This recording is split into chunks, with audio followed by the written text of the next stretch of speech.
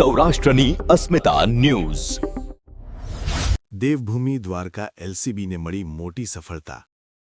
3 વર્ષથી નાસ્તો ફરતો મધ્યપ્રદેશનો રીઢો તસ્કર ઝડપાયો.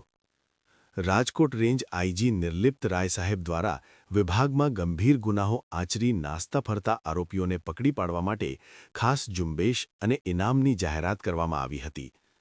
આ સૂચના અન્વયે દેવભૂમિ દ્વારકાના પોલીસ અધિક્ષક શ્રી જયરાજસિંહ વાળા સાહેબના માર્ગદર્શન હેઠળ એલસીબી ટીમે ઓપરેશન હાથ ધર્યું હતું.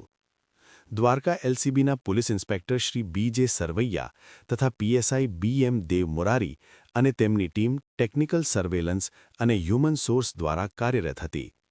આ દરમિયાન પીએસઆઈ આર.એલ. ચોપડા અને તેમની ટીમને ચોક્કસ બાતમી મળી હતી કે લાલપુર પોલીસ સ્ટેશનના ઘરફોડ ચોરી, લૂંટ જેવા ગંભીર ગુનામાં સંડોવાયેલ આરોપી ખંભાળિયા દ્વારકા હાઇવે પર પસાર થવાનો છે. બાતમીના આધારે કુવાડિયા પાટિયા નજીક વોચ ગોઠવી શંકાસ્પદ મોટરસાઇકલ સાથે એક ઇસમને ઝડપી પાડવામાં આવ્યો હતો. ઝડપાયેલ આરોપીમાં કમલેશ ઉર્ફે કમો સવલસિંહ ભાંગડાસિંહ મીનાવા ટાકડકુવા ગામ કાંડા મધ્યપ્રદેશ.